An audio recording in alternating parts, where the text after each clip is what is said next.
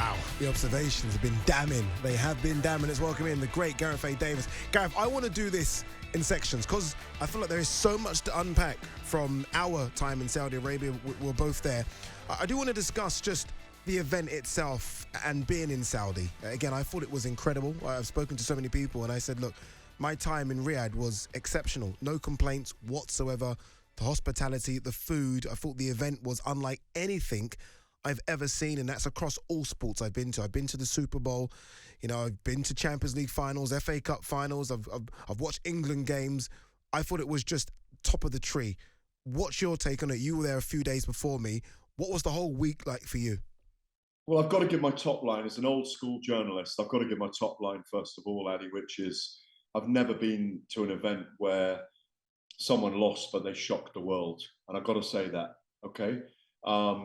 Because Francis Ngannou lost on points, but he really did shock the world, and he was amazing. And I was living, to segue into the week, I was living in the same apartment residences as him, as I told you. And I met his mother and his sister on Sunday morning, and they were dancing to Francis et Gagné outside the hotel. It's on my Battle of the Baddest podcast. I was having a little boogie down with mama and sister, his youngest sister. I met all the family. I met, they were an extraordinary group of people, first of all. That's where I was camped for most of the week. We ran into each other several times. I've never been to a boxing event as big. I've got to be honest about this. It was bigger than Vegas ever is, or has been. And I've been to some pretty big fights in my time, all the way through the careers of the end of Lennox Lewis, Nassim Hamed, Ricky Hatton, Joe Calzaghe, Carl Froch, Amir Khan, Tyson Fury, to name the top line of fighters. And this is bigger, Anthony Joshua as well, by the way. This was bigger overall during the week than any event I've ever covered or been involved in, other than, I'd say, an Olympic or Paralympic Games. It had that feel about it from day one. I mean, I was out there Sunday to Monday, 8 days, and I've got to say the warmth and the hospitality, the desire to reach out, the effort and planning that had gone into it. 2 arenas, by the way, for the night. The undercard in one arena and the main event in another. Who'd have thought you'd go to one arena for one fight? Made in 90 or 60 days, a 30-odd thousand seater arena, that a stadium, the Kingdom Stadium, that's going to become a football ground.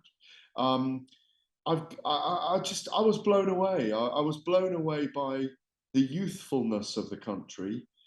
I mean, I delved into the culture, as I always do. I sat in a Bedouin tent at one point and thought about the tribes that came together nearly 300 years ago. I was fortunate enough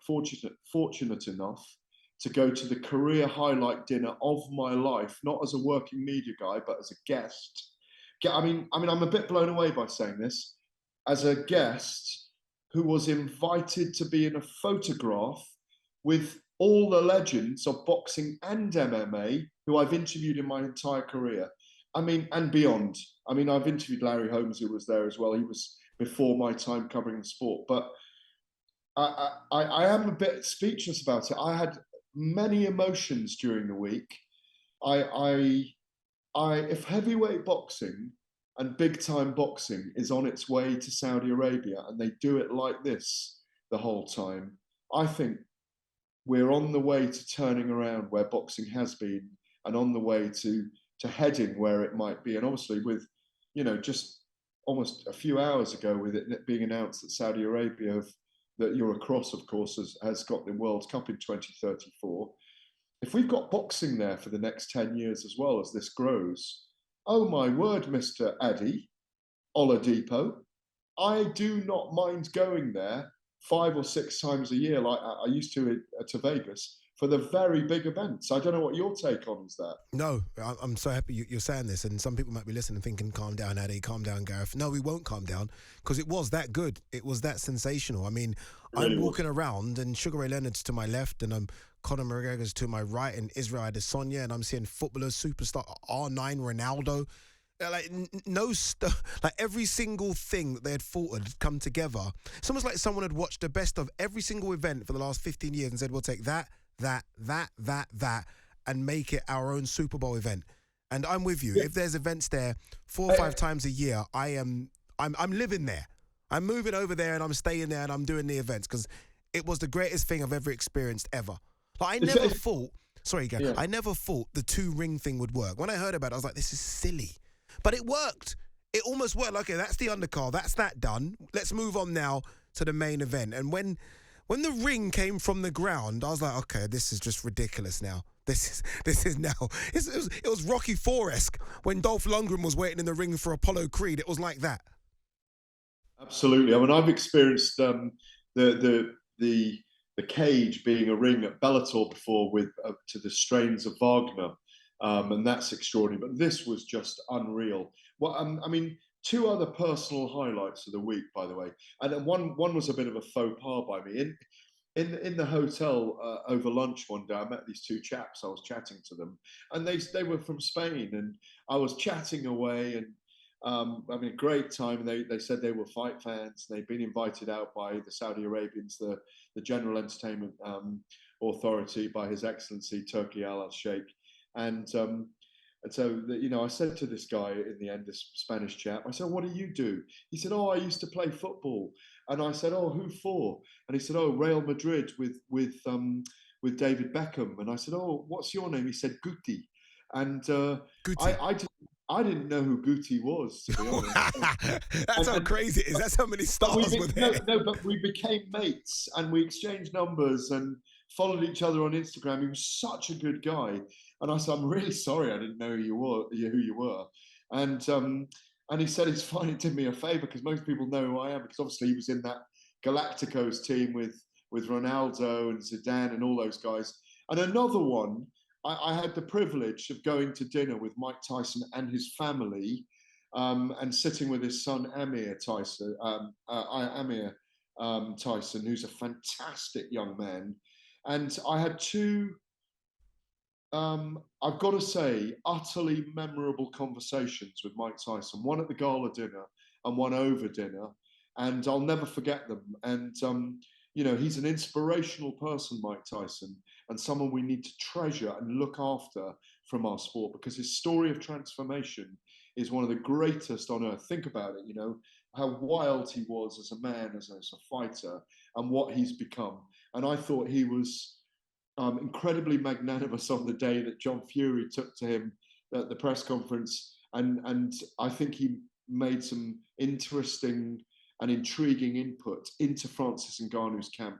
And some of the credit, obviously Dewey Cooper, the main trainer, John Bomber, deserve huge credit for Ngannou's achievements against Fury. But also Mike Tyson, I think, gave him a lot of self-belief.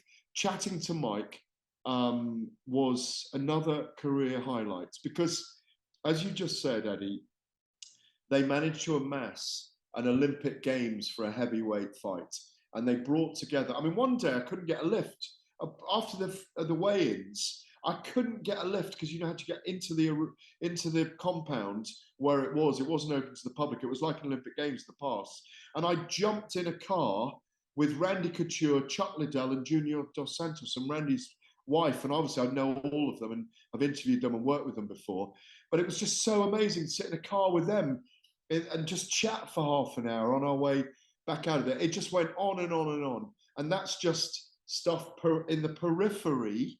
And I'm not talking about going out and enjoying shisha and talking to the general public and going to corner stores and people asking why you were there and who you were and you were so welcome. I could go on and on and on.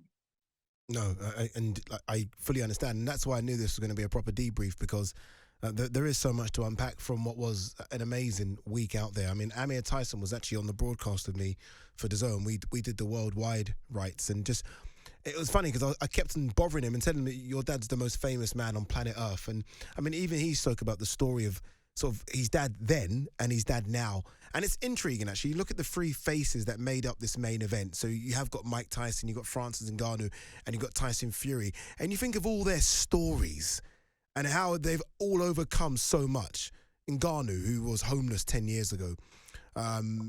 Tyson Fury, we know about the suicide issue and depression and drugs, and we will know Mike Tyson again. Like, honestly, if you were to have told me 20 years ago that Mike Tyson would be alive today, I would have said you're crazy, because he was spiraling out of control. And look at them all now, and it's just such a success story.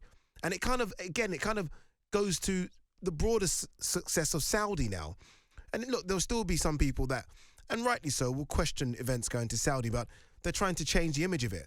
And I think me and you are lucky that we see the change happening, and we're fortunate enough to be working in the change as well. All right, you're listening to Fight Extra.